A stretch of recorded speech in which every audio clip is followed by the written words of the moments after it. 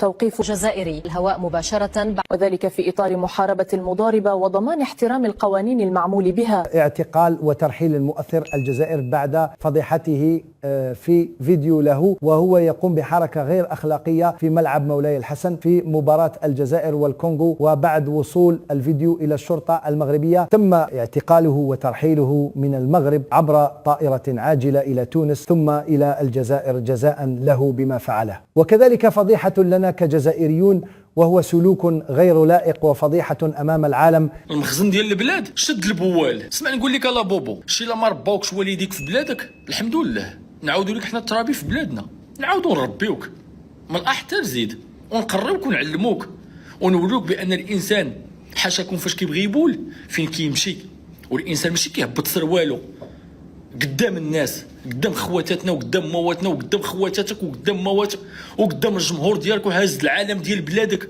ومهبط سروالك كتبول في الارض وداير فيديو وكتستفز الناس. سمعتي نقول لك طرزان وما كانش كيقدر يديرها. طرزان فاش كان كيبغي يبول كيتعلق في الحبال كينقش 600 شجره حتى كيبقى بوحدو، الا شاف غا قرد كيشوف فيه كيدور. وانت يا ديرها قدام العالم فين كابر في غابه، دخلنا عليك بالله فين كابر في غابه. هزوه دابا المصيبه الكحله، هزوه غلفوه بليكوش، غلفوه بالميكا وليكوش وزوطوه في بلادو وحضروا معاه يمشي يبول لكم في الطياره ولا شي حاجه. زوطوا اخر خطره تجي للبلاد، اخر خطره تعاود تحط رجليك في المغرب. العالم كامل راه يشوف فينا ضرب بينا حنا اكبر جرثومه في الكره الارضيه. علاش وصلتوا لهاد الدرجه؟ علاش كامل بكم شفتوا هذاك الموسخ ديال بونجاح ورانا لكم التصاور هنا لانه ما قدرنا نحطوا ليه فيديو. راكم عارف فيديو فيه حوايج ماشي ملاح وبنادم موسخ، هذا خصو المعاقبه. لي بارطاج نديروا شوف ديروا لي هاشتاغ ولي بارطاج وغرقوها كيما هما نهار لي بيلانتي غرقوا والديها بلي بارطاج. هذا الانسان خاصو يتعاقب. انسان استفز الجمهور المغربي واستفزهم قال لهم انا نربحكم ببلادكم وقال هذا راجل هذا برهوش. هذا انا عطيت لكم التصاور ديالو هنا وراكم شفتوه، برهوش ديال الخلا. هذا اول واحد خاصو يتعاقب. بونجاح ما خاصوش يزيد يلعب كره القدم، خاصو معاقبه وخاصو يعني هنا يبينوا كيما درنا المدرب ديال جنوب افريقيا وبهدلناه. حتى هذا البنادم هذا خاصو يتبهدل لانه هذا رخيص. واليوم انا تمنيت يجي يلعب مع المغرب في النصف النهائي، والله الا امنيتي يجي باش يمرخدوا له وجهه في الارض. هذه من جهه. ثاني حاجه عموره التبهديله اللي دارها كارثه مع هذاك الانسان، هذاك تبهديله كارثه. الضامن مع حكيمي كل شيء تبهدل. شوف افريقيا كامله والعالم كامل راه دايره بوم تصور هذيك اللقطه اللي دارها مع هذاك وراكم شفتوها. حطيت لكم تصور هنا دار له هاك وطاح واستفز فيه ودرك خارج لك يعتذر. الاعتذار ديالك غير مقبول. انت وليت منبوذ، انت وليت انسان مكروه، انسان مكروهين. نتوما هاد اللعابه ديال المحليين انسان مكروهين، الناس خبثاء. هذاك الشيء اللي كانوا يعمروه لكم الصحافه وكذا من جهه المغرب جهه العالم، جيتوا خرجتوا هذاك الوسخ ديالكم اللي كان عندكم في الراس واللي كانوا داير لكم في واحد الحبس في الوطير، خرجتوه اليوم تبهدلتوا تورقتوا تبهدلتوا مع العالم. تبهديله 5 يجي واحد المتفرج حتى هو هذا خاصو الترحيل. هذا تا هو بارطاجيو ما تريضوش بارطاجيو. المتفرج هذا اللي دار هذاك الشيء في الملعب انا ما نقدرش ندير هذاك الشيء وما نقدرش نسمع صوته كاع اصلا. كارهو اللي دار هذاك الشيء في الملعب وفرحان بهذاك الشيء. طلعوا جدو العماريه تا هو يمشي يروح، تا هو يرحل من المغرب. هذاك الانسان يرحل عقوبه ويرحل. وراه اصلا المغرب راه دار 60 مخالفه في الملاعب. انا قلت لكم في اسبريس 60 مخالفه. ها الناس ما خاصهمش يقعدوا، ناس مسخين، ناس وسخوا المنتخب ديالنا وسخوا لنا الكره. بدايه بونجاح انت وليت مكروه. بونجاح انت تبهدلت مرخص صافي، تبهدلت وفضحت كل شيء. يزيد لك عموره مرخص تبهدلت في افريقيا. خديجه بن قلنا راني حطيت لكم حتى هي تصويرتها. خديجه بن قلنا البارح حكت على هذاك الانسان واليوم ولات تراجعت وقلعت المنشور ديالها. ما تقلعيش يا الوسخ يا واش راه هذا في هذه البلاد يا وادي واش راه في هذه البلاد. راه خصكم ترحلوا انتم اصلا يا ما فهمتش انا. راه ما انا الفيديو ما نقدر نفوتهم، راه حشومه يشوفوا متابعين. راه الناس شافوا الفيديو ديال عموره وشافوا الفيديو ديال بونجا. راه الوسخ اللي راه في هذه البلاد. الوسخ نتوما مسخين، نتوما خصكم ترحلوا يا بونجاح. نقسم لك بالله غير تعيش العذاب، تعيش اكفس 24 ساعه في حياتك.